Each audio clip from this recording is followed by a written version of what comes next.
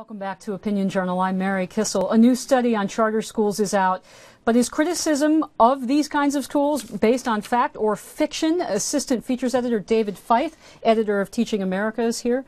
David, what is this new study out of, I believe, Stanford, and what are they trying to achieve?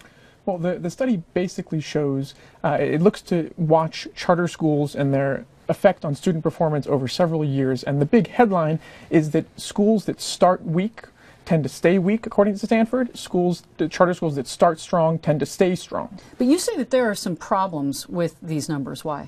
Well, there are problems with the numbers, and there are problems with the way the numbers are received. The problems with the way the numbers are received is that a lot of folks are using this as a suggestion that all charter schools, either directly or somehow implicitly, are no good. And so when states propose new charter laws, they should be opposed and things like that. That makes no sense at all, because charter schools are inherently self-correcting.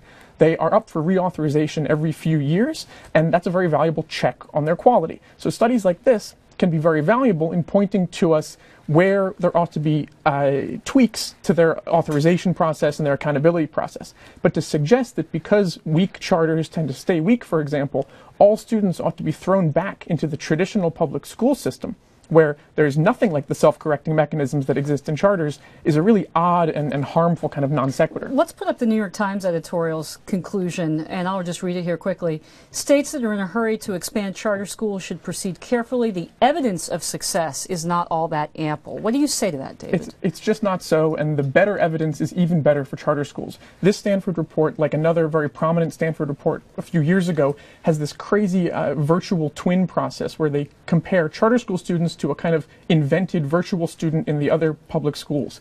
That's a far less rigorous method than what's called the gold standard in this kind of research, which is comparing students who applied for charter school lotteries and didn't make it in with those who applied and did get in, and those studies consistently show charters in urban areas are outperforming dramatically. Okay, David Feith, assistant editorial features editor. Thanks for being with us.